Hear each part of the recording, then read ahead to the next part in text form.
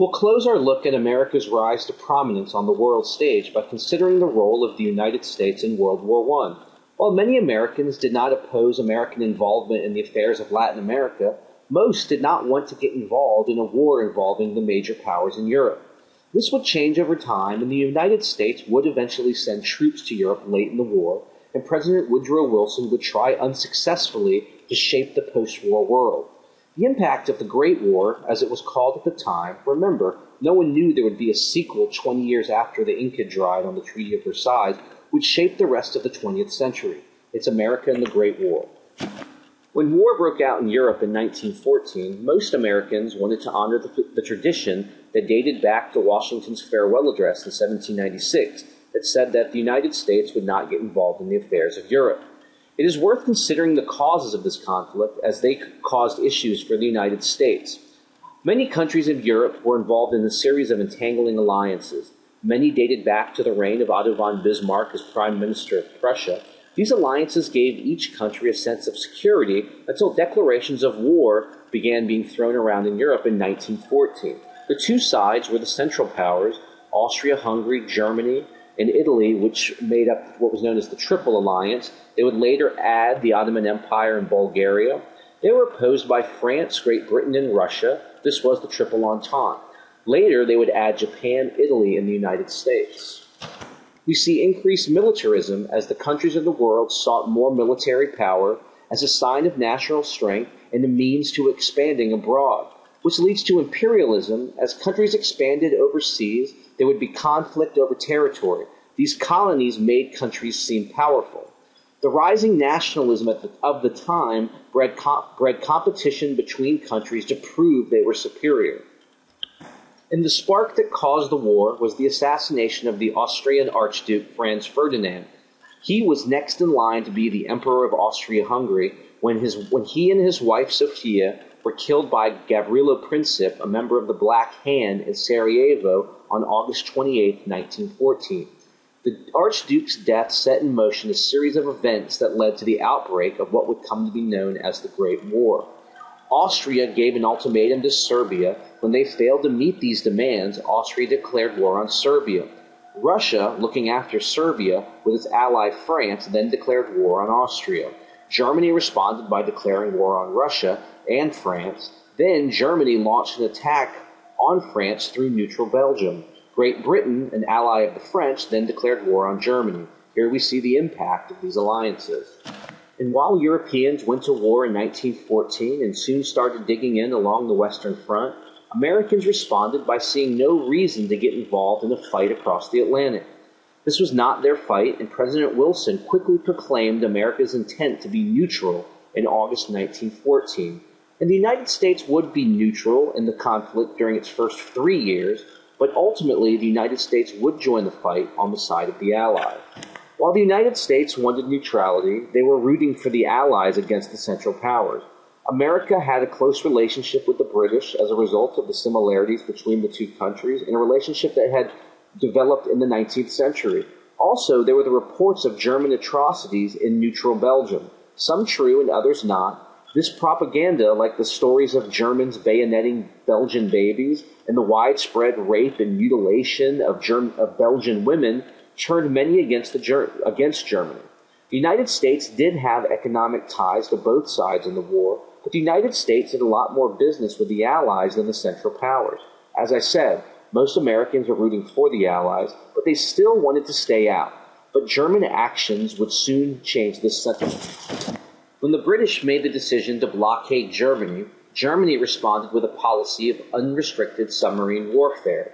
Under this policy, Germany used its Untersee boats, or U-boats, to sink Allied ships trying to get to Britain. Among those ships targeted by German submarines were American merchant ships trying to trade with Great Britain. The most infamous example of the unrestricted submarine warfare practiced by the Germans was the sinking of the British liner Lusitania on May 7, 1915, killing nearly 1,200 passengers, including 128 Americans. Germany claimed that they did not have to allow for the passengers to exit the ship before sinking it because it was a military target, as the boat was carrying weapons of war. This was denied by the British, but it is now believed that the ship was carrying weapons. Americans were outraged, and more people were turned against Germany. And while Wilson wanted to keep the United States out of war, Germany continued sinking American ships in spite of the president's protests. And on March 1st, 1917, the American press reported that Germany had made a secret offer to Mexico. The Zimmermann telegram, which was intercepted by the British and handed over to the United States, said that in exchange for an alliance with Germany, Mexico would be able to recover territory lost to the United States in the 1830s and 1840s. This included Texas from the war between Texas and Mexico, and then New Mexico and Arizona from the Mexican War. The Zimmermann telegram aroused nationalist sentiment against Germany and convinced Woodrow Wilson that Germany was anticipating a war with the United States. And as a result of German unrestricted submarine warfare and the German offer to Mexico, President Wilson asked Congress for a declaration of war against Germany, claiming it was the goal of the United States to make the world safe for democracy. Wilson's war message is worth considering here. Wilson claimed, property can be paid for, the lives of peaceful and innocent people cannot be. The present German submarine warfare against commerce is a warfare against mankind. We are glad to fight, for the ultimate peace of the world must be made safe for democracy. We have no selfish ends to serve. We desire no conquest, no dominion. We seek no indemnities. It is a fearful thing to lead this great peaceful people into war. But the fight is more precious than peace. With these words, the United States would enter the Great War and find itself with a major role in the affairs of Europe, a position it would not relinquish. The entry of the United States into the war gave the Allies much-needed resources and manpower that would ultimately put them over the top, especially considering the fact that Russia had exited the war after the Tsar was overthrown and killed on March 15, 1917. Upon arriving on the Western Front, the American Expeditionary Force, led by John Pershing, experienced the horrors Europeans had experienced for 3 years.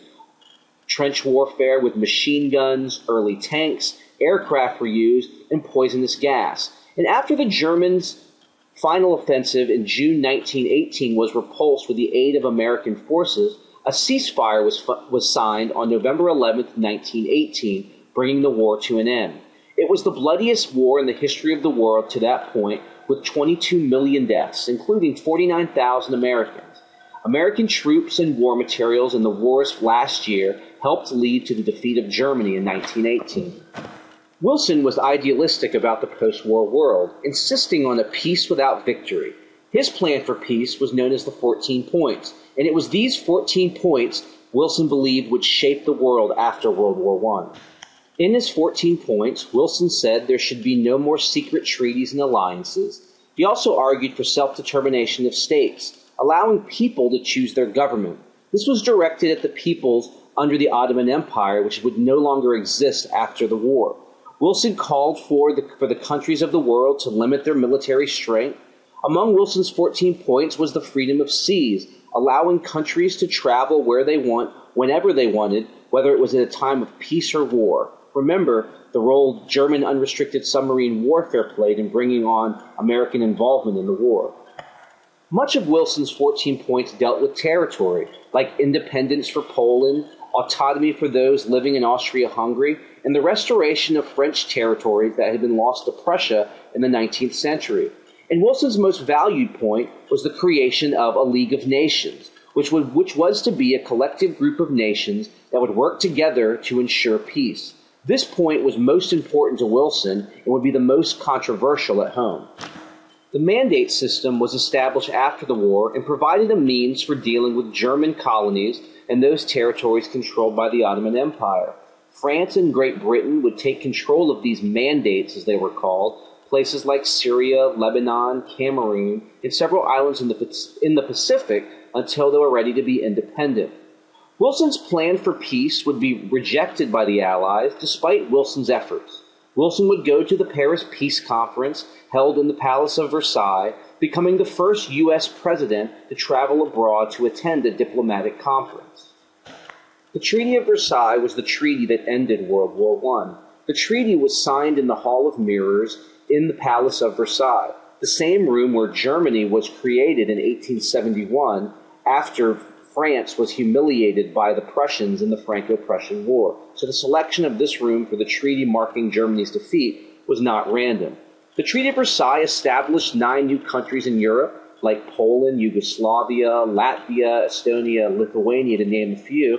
It said Germany would not be allowed to maintain an army or manufacture many weapons. Germany would be forced to pay reparations, $33 billion for the cost of the war, to the Allies, and would be forced to take full responsibility for the war through Article 236, the War Guilt Clause. The Treaty of Versailles also created the League of Nations. In Germany, the treaty was known as the Diktat, as its terms were dictated to the Germans. Germany did not take part in drafting the treaty. They were only brought in to sign it. The drafting of the treaty was dominated by the Big Four: David Lloyd George of Great Britain, George Clemenceau of France, Vittorio Orlando of Italy, and Woodrow Wilson. The other 3 members of the Big Four did not share Wilson's view on peace without victory. They wanted to punish Germany for the war, which this treaty did. The Treaty of Versailles bred resentment in Germany against the Allies, as they believed the war was not their fault. Let's close the show by considering the opposition to the Treaty of Versailles in the United States.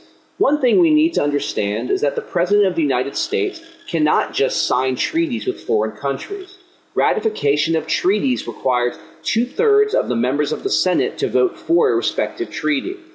Many Republicans, led by Henry Cabot Lodge, believed that the League of Nations created in the Treaty of Versailles would interfere with American sovereignty, and they did not want to be obligated to send American troops overseas at the behest of a different entity. Wilson would not compromise with the Senate. He went on a speaking tour to sell the treaty to the American people. After collapsing in Colorado, Wilson suffered a massive stroke from which he would never fully recover. The Senate would not ratify the Treaty of Versailles, and it would not be until 1921, after Wilson left office, that the United States would officially end the war with Germany. Let's consider a quote from a German veteran of World War I. "It cannot be that 2 million Germans should have fallen in vain. No, we do not pardon, we demand vengeance." The quote is from September 1922, a year before this individual would take part in a failed attempt to overthrow the government in Munich. He would go to prison and write a book outlining his views for how to transform Germany in the wake of World War I. The book, Mein Kampf, the author, Adolf Hitler, would rise to power using the resentment born out of the Treaty of Versailles and would be responsible for the Second World War. We'll look at America during the 1920s next time, and until then, good night, Albuquerque.